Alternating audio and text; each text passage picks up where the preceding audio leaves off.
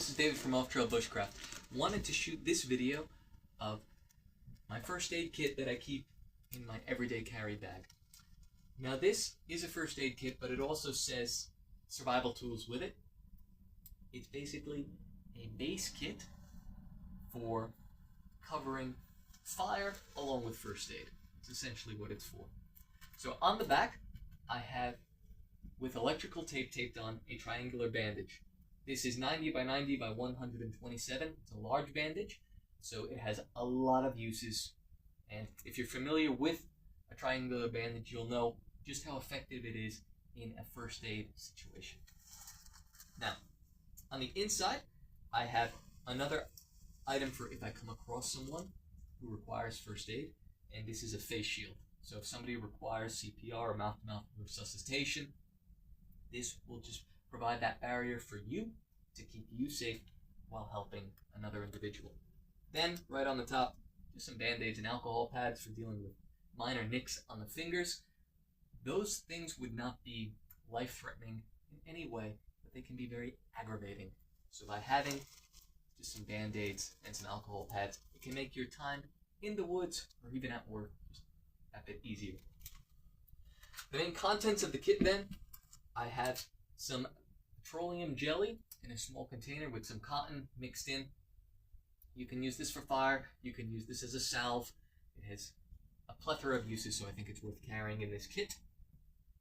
I then also added a mini Bic with Gorilla Tape.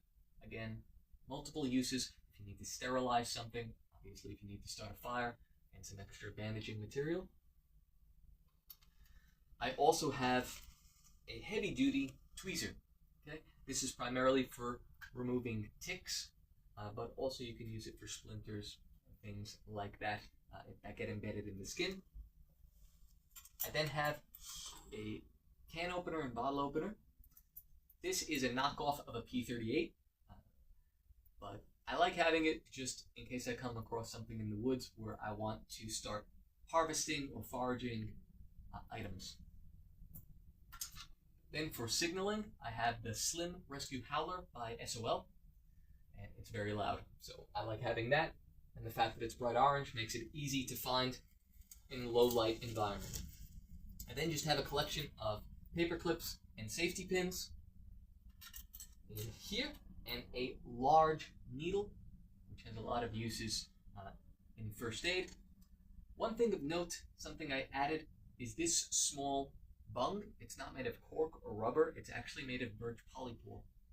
So that mushroom, if you come across it in the wilderness, has a lot of uses, including first aid, and this is just a little homage or a little tribute to that mushroom. Then I have a Maglite solitaire flashlight. It's small, it's reliable, and I like having that, and a small compass for general direction. Also have a paracord needle, and it's just a big pointy piece of metal, so it's very good for pushing through certain materials, and also if I need to cinch down on something, it gives me that marlin spike handle. Inside this big wad of cotton, I also have a bayite ferrocerium rod. This is excellent for showering sparks if I need a fire right away, and obviously it's wrapped in a big hunk of cotton as tinder. Small book of matches, just an extra way to start fire. I have some triple antibiotic ointment. Again, this would be for smaller wounds, but it's good to have to prevent infection. I have some adhesive sutures, so I don't plan on sewing myself up, but I do have these if I get a more substantial wound. Again, these would more just be for minor injuries, for boo-boos, as they're quite often referred to. Just a collection of band-aids.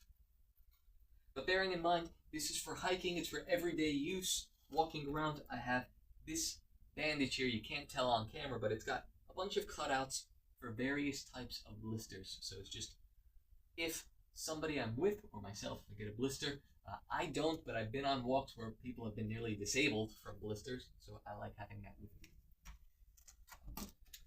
It all fits in there. Thank you for watching.